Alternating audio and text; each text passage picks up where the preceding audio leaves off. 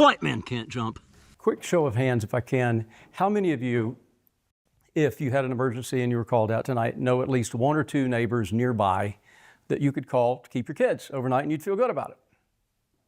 You say that? You can lower your hands, but that's right, many of you. The chances are extremely high that you're a homeowner and possibly that you're involved, like I am, in a community of love and grace, like a church where you go and do social things with people, you eat with other people. Chances are good there you might be part of a POA or an HOA. You might be part of a civic organization like Rotary or like this one, others, and chances are high that you would enjoy that. Here's the problem. If 1/3 of America, 34% are renters today, most of them, the vast majority of them, don't know one or two neighbors that could keep their kids that they would trust overnight. Most of them don't feel connected to the community. They worry about their kids' education. They worry about their kids' futures. They don't feel appreciated. And I'm here to tell you that's a bit of a problem. I'm Dave Snider, 20 years in ministry before I moved here, and then about 25 years altogether in real estate, as my parents did. It taught me two important lessons. Number one is that people thrive in connected, inviting communities. If you've ever heard these adages of make America a community again, I would like to begin that one. So I've seen that, and I also would tell you that capital is best deployed when it serves that benevolent purpose and when it's renewable and profitable so it can be done again and again. Also, when I moved here 21 years ago, I joined a search firm of over 150 executives, and in 4 months, the owner of the company, the operations manager, called and said, "Hey Dave, you're the number one biller here in 4 months. Do you mind joining the training program and teaching us how you're doing it?" We haven't seen that before. And what fostered after that was me learning about tax problems.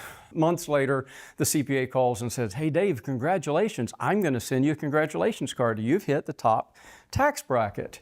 I said, "Okay, what does that mean?" He said, "Well, it means you paid a little over $180,000 this year in taxes, but I need you to send me a check for a little over $60,000. Again, it's $60,342.13. And just send it to me, we'll be good. And I'm going to send you a congratulations card." "Congrats, Dave. I knew you in ministry." I said, "Yeah, and I never earned over $60,000. And they said, "Well, we'll send the check." I said, "You can, but it's going to have so many tiers in it. The problem is it's going to cost me a lot of extra postage." And she said, "Well, okay, isn't that a good problem to have? Do you want me to send you a sympathy card?" I said, "Yes." That was hard. I began to think, am I supporting 2 senators or 3 or something out of paying 2, 3, 4 times what I ever earned before? And so I began to consult with CPAs to learn what is tax-advantaged life and investing. How can we best build communities in a tax-advantaged way? So I happened to learn about that. I want you to imagine with me for a minute, if you, like me, have a 24-year-old or a 25-year-old. Some of you do, or some of you know somebody that does. And what are the chances that they will be entering the housing market today sometime in the near future? My question is, will they find an inviting starter home of affordability, or will they find a locked door of no affordability, and I'm sorry, you got to go rent somewhere? When I was 24, I bought my first property, and the average age of the first-time home buyer back then was 28. Today, some of you probably remember, hopefully. Does anybody remember what the average first-time home buyer's age is today? 40. 35. 38 and climbing, so you're both kind of right. And some are now asking, when's it going to be 48? It continues to climb, which means if from 18 to 38, the average home buyer has been doing what? Living in rental communities and rental. So more and more people are raising families and living in these communities, and I'm here to tell you, if they don't know their neighbors, and the ones that I poll, the ones that I talk to, there's some that might, but the vast majority don't. I'm telling you, if that's 1/3 of America and they don't know their neighbors and they don't feel connected and they don't feel appreciated and they're concerned about where would I leave my kids, I'm here to say, America, we have a problem, or as they said in an Apollo movie, Houston, we have a problem. It's not just an affordability crisis that we have going on. It's called a connectivity or a community crisis, but it's a crisis that we can solve. So that's why we titled the speech what we did, which is, let's build more thriving communities, and can we start a movement? Well, I was concerned about not only that situation as I started looking at buying apartment communities 24 months ago, something like that, but also I remembered a solution that my son went to school 4 hours away from home to the North Carolina Residential School of Science and Math. And I was terrified for him. I was thinking it'd be an uphill battle for him to connect socially, and I didn't know that they would spend an inordinate amount of time doing icebreakers, goofy games, shared meals. How you doing, really? catch-up things and connecting things to help them get to know the community and help them get to know their neighbors so well. They built very rich, vibrant, caring communities because he experienced that. They thrived. He thrived. Most of his students did. And it wasn't a shiny dorm. It was an old, worn-out hospital they'd repainted, much like an apartment building. And it wasn't a shiny lab.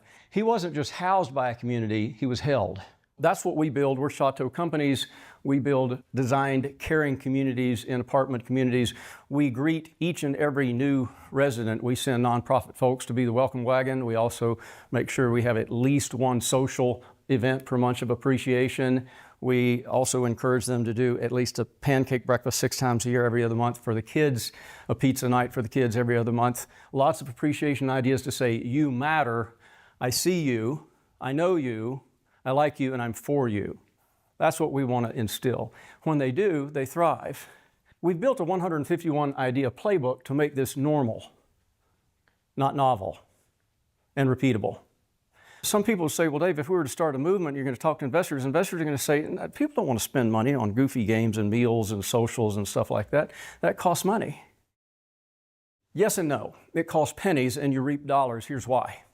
The average turnover is every 16 to 18 months, and it's $2,872 per unit per year.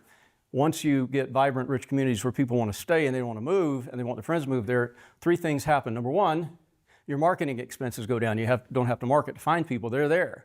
Your turnover expenses go down. So profits begin to soar.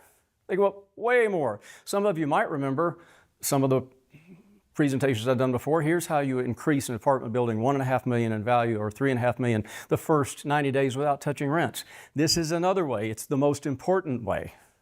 Also, your bad debt expenses go down. So you can tell investors, hey, your profits are going to go up if you do this. You spend pennies, you get dollars on return. It's a great return of assets. So the movement is to communicate that to apartment communities. Now, why would investors care? Some people say, why would people invest in that asset anyways? Well, number 1, we know that it's going to improve communities and residents' lives. We think that's important. But beyond that, if investors say, hey, it's all about the money, okay, that's fine. Number 1, double-digit annual returns. You get stronger returns in this investment class than you get in any other class, I'm convinced. Number 2, if you could buy a stock and it would not only rise in value but also pay you a dividend, steady cash flow from rents, typically it's in the 6 to 8% range. It's paid monthly or it's paid quarterly. That's passive income. Do most stocks give you that kind of passive income? There's dividend stocks and then there's growth stocks. This does both. Number 3, can you go and buy a stock and it grows in value, it kicks you out a great dividend, then the IRS says, hey, I'm going to give you 100% bonus appreciation, big write-offs, and so you can write off lots of losses and help yourself? No, they don't, but they do with this asset class. And typically what that means is that 38 cents to 80 cents out of every dollar you get back. I can show you illustrations, but for time's sake, we don't. The average investor will get about 50 cents back on their tax bills, and it's a more safe way to invest. So if you're getting that, what are your returns? It's incredible. When you get a capital return, and at the end of it, what do I do with this? If you want to reinvest it, you can defer the capital gains tax. You can defer it indefinitely. So instead of constantly paying taxes, if you want to grow your wealth, this is one way to do it, and it's professionally managed, so it's purely passive. That's why investors would care. If that makes sense? The math and the profits begin to tell a very human story. It's paired with disciplined operations, but the human story is people thrive in connected communities and the values of those properties grow organically. Now, we care about investors because investors include my money, it includes my neighbor's money, it includes my family's money, people that I know in car clubs' money, and we care about them just as much. And without them, we can't do nearly as much. With them or with you, we can start a movement and we can care for more communities and create more caring communities. Here's an interesting little story. I learned from Rotary that small caring acts can change a person. It can change a room, it can change a community, it can change a club, it can change a country. We do a lot of things through Rotary to improve people's lives.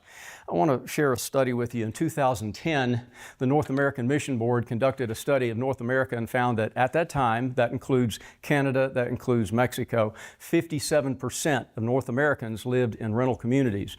And today we know that it's 34% in our country. And here's what they also found. 94 to 95% of them do not belong to a church of faith or any type of community that gives them love and grace, clubs, things like that. And the high probability is they're not going to be reaching out to churches and not going to be reaching out to clubs and civics, things like that. We have to bring the community to them, even though I am calling churches every time we buy properties all around them. What can you do? How can you involve them? Our church offers tutors for downtown inner city kids in Hendersonville 4 days a week. Come get your homework done. We're going to help you. We're going to bring in nonprofit tutors. We're going to bring in nonprofits to throw socials and that sort of thing and enrich the lives of these people. So just consider, if that's the study and what's going on, can we be a part of that tribe that brings community to people? I'm here to tell you, I think we can. A welcome dinner might sound like a trifle thing, but it lowers burnout, it lowers turnover. Homework club seems like a small thing, but it raises graduation rates, it raises reading rates. Knowing someone's neighbor's name seems like a soft thing, but it's actually the strongest safety device in the building, and it's stronger than granite and worth more. Quick show of hands, does that sound like a cause anybody would think might be worthwhile?